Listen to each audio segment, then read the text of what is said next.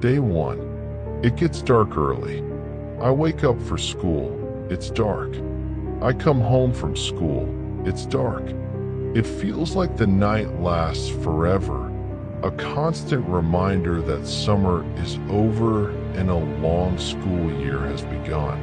I never liked autumn. Its slush and cold felt unfriendly, even hostile. There was nothing good about it. Winter was a different story. Snow reflecting the bright sun. Frosty air that left you rosy-cheeked and cheerful. And most importantly, New Year's. I didn't believe in Santa anymore, of course, but the anticipation of the holiday remained. I wanted to be at the end of December already, but for now, it was November. Rain fell as I trudged through puddles toward home. The wind blew in my face. It was cold, and I desperately wanted to be inside where it was warm and cozy. My walk was short, but I wanted to lock myself away and never go out. I walked fast, not even turning on my music for fear of getting my headphones wet. Inside the building, I ran up the stairs. My mother opened the door. "What took you so long?" "You'll catch a cold," she said worriedly. Sitting at the table with a mug of hot tea, I thawed out, and the gloomy thoughts faded. Outside, the weather worsened, but I was safe at home. We spent the evening in the kitchen, drinking tea and discussing plans for the upcoming break.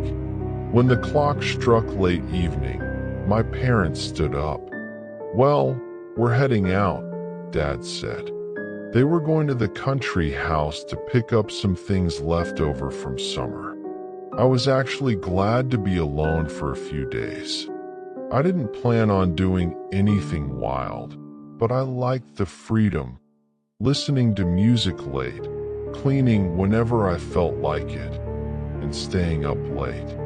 I had called my friend Vitya the day before. "Vitya, come over. My parents are away. I'm home alone." But he declined.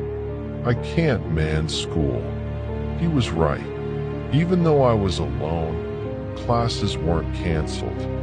I'd still have to wake up early and trudge to the other end of the street. "Listen, I'll explain everything," Mom said in a rush. "There's food in the fridge. If you run out, take money from the nightstand in our room, but don't spend too much. He knows how to cook. He won't starve," Dad interrupted. "Let's go, it's late." They dressed quickly and closed the door. Then it opened again. "Call us often," Mom said one last time. Seeing them drive off from the window, I felt a surge of energy. I had to wash the dishes. Someone had to clean up after our tea. Humming a song, I went to my room for another mug. On my way back to the kitchen, I noticed something strange. The front door was wide open. Mom must have forgotten to close it. I hurried to shut it, turning the key. Our door was old and required effort to lock completely. I moved to my room to do homework. I hated math. The numbers blurred into a messy mass of figures and letters. The lyrics of the song I was humming stuck in my head. I reached for my phone to turn the volume down and noticed it again. The front door was open. I sat frozen for several seconds. How was it open again? Thoughts of burglars flashed through my mind. Did they see my parents leave? Are they armed? I slammed the door shut, turned the key twice, and left it in the lock. I grabbed a knife from the kitchen and searched the apartment, turning on every light and opening every closet. It was empty, but the feeling of being watched remained. I went back to math, but my head wasn't in it. I called Vitya for help. "Did you finish the math?" "Not yet. I'm struggling with Russian, he replied tiredly. Okay, at least send me the Russian when you're done. My brain is fried. I finished the math problems and checked my planner. Prepare for the test, it read. Great. I want to make coffee. While the kettle whistled, I stared at the front door. I walked over and pulled it. Locked. I felt a bit better. Maybe I imagined it. But as I walked back to my room with my coffee, I froze. The door was wide open again. My knees shook. Terror washed over me. I knew I had locked it. I slammed it so hard I thought it would break and turned the key twice. I stood there for minutes, staring at the door. I peeked through the peephole. The hallway looked normal, but I stayed there, trying to find a reason for this. A phone call from Vitya broke the silence. He sent the homework. I set my alarms and fell into a deep, dreamless sleep. Day 2. The next day, walking home from school through dark playgrounds and empty yards felt uncomfortable. I wasn't afraid of the dark, but the silence was heavy. I felt lonely. At home, my phone rang. Hi, Vanya. Mom and I are staying a few extra days. There's a plumbing issue here, Dad said. Okay, Dad. Listen, something weird happened yesterday. Someone opened the door while I was inside. I locked it, but it kept opening. Why didn't you call us? Or the police? Call the emergency number if anything happens. I felt mixed emotions, freedom, but also the burden of chores and the lingering fear. I called Vitya again, and this time he agreed to come over. While waiting, the doorbell rang. It was an elderly neighbor from upstairs, Irina Anatolyevna. I've known you since you were born, she said kindly.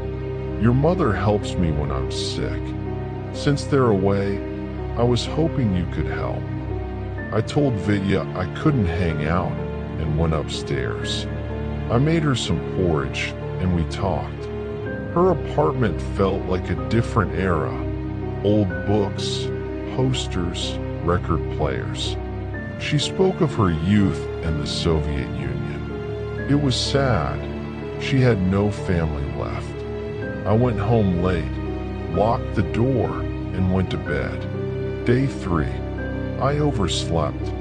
I rushed to school, finished the day, and came back. I scrolled through social media until late at night. The room was pitch black, lit only by my phone screen. A low battery warning popped up. I had to get up to find the charger. As I stood up, I looked toward the door. In the doorway, I saw a faint, pale shape. Terror hit me like a physical blow. It stood there, staring into nothingness near me. I flipped the light switch. Under the bright light, I saw it. A pale face with a wide, fixed grin and perfectly round eyes that seemed separate from its head. A long, curved neck disappeared into the darkness of the hallway where the light couldn't reach. It took a step back and vanished into the shadows. I panicked. My mind was a gray void of horror. I grabbed a small pocket knife and approached the door. It was closed now. I stood there, shaking. Then, a raspy voice whispered from the other side. The door is unlocked. I jumped back. I pushed a heavy dresser in front of the door and called the emergency services. I had to beg the operator to send someone. I waited by the window, clutching my phone. Finally, sirens approached. Blue and red lights flashed on the ceiling. Police officers ran into the building. A few seconds later, a non-human scream echoed through the walls. Bone-chilling cries of the officers mixed with a wild, manic laughter. I knew that laugh. Even armed police were no match for whatever was out there. I collapsed, exhausted by fear, and eventually lost consciousness. The final night, I woke up in the morning. The apartment seemed normal in the sunlight. I heard voices in the hallway. Police were everywhere. I went out, and an officer told me to move along. I saw the neighbor's door upstairs was open. I went inside and found Irina Anatolyevna in the kitchen with 2 cups of tea. I sat with her and told her everything, except for the monster. Her calm voice was soothing, but she looked pale, and she seemed to freeze for seconds at a time. "I'm not feeling well, dear. Come see me tomorrow," she said. Her tone made me uneasy. I decided to leave and call my mom. "Vanya, what are you doing in that apartment?" Mom asked over the phone. "I'm with Irina Anatolyevna, the neighbor." "Vanya, she died 4 days ago, before we even left." I froze. From the kitchen, the old woman screamed in a voice that wasn't human. "Stay with me." I bolted for the exit. The hallway felt endless. The geometry of the apartment warped. Doors led to nowhere, and corners turned into infinite loops. Sharp claws dug into my shoulder. I reached the front door and pounded on it. It was locked. Suddenly, an officer opened the door from the outside. "What are you doing here?" "This is a crime scene." I looked outside. It was dark again. I had entered in the morning, but it was now evening. I had lost hours in a matter of minutes. I walked toward my apartment, passing empty yards. My mom called. "We're an hour away. Clean up and get dinner ready." Her voice brought me back to reality. I went inside and left the door unlocked so she could enter easily. I lay on my bed and drifted off. He woke up in total darkness. A sticky liquid was running down his left arm. He turned on the nightstand lamp. On his bed lay the severed head of his mother. Beside it was a hand wearing his father's favorite watch. He jumped up, paralyzed with horror. He grabbed his phone and used the flashlight to walk through the apartment. The furniture was different. The layout made no sense. He found himself in a living room with 3 identical wardrobes in the center. Behind them was another hallway. A faint giggle echoed from the depths. He ran the other way, but the door that was open moments ago was now shut. He turned around and saw it charging at him before it vanished into thin air.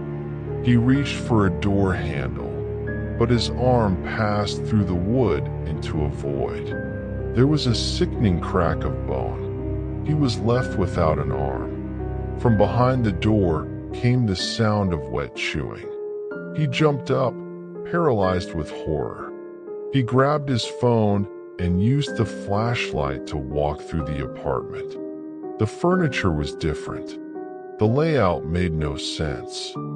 He found himself in a living room with 3 identical wardrobes in the center. Behind them was another hallway. A faint giggle echoed from the depths.